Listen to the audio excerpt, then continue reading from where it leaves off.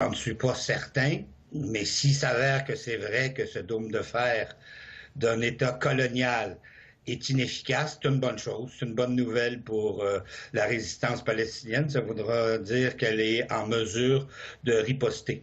Mais il faut replacer ces événements anecdotiques, que je dirais. Moi, j'appelle ces événements-là des événements anecdotiques.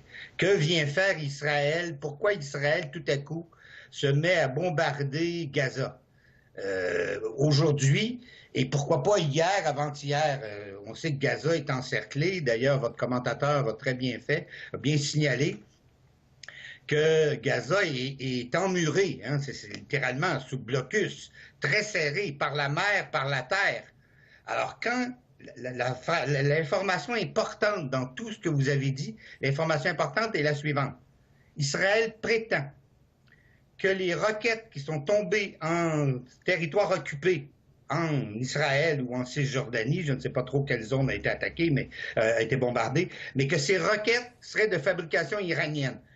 Toute l'opération auquel vous avez assisté pendant cette dernière semaine ne visait que cet objectif, qu'Israël puisse recevoir des roquettes et puisse dire, on a lu sur les roquettes que c'était marqué Made in Iran, Made Téhéran. Ce qui est ridicule, on en convient, vous et moi, je sais que je le comprends bien. Mais c'était l'objectif de l'opération.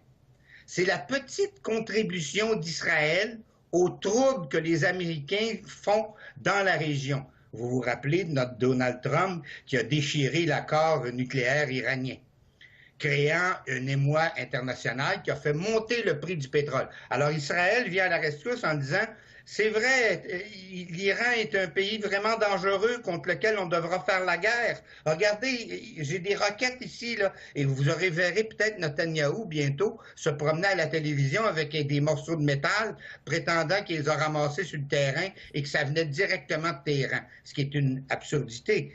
Gaza est emmuré. Alors, il n'y a pas de fusée qui rentre là. S'il y a eu des roquettes de fabriquées, ils sont de fabrication palestinienne, ce qui est excellent. Gaza est capable de s'armer puis de se défendre. C'est une bonne chose. Mais Merci, c'est M. ça Bigot. l'histoire.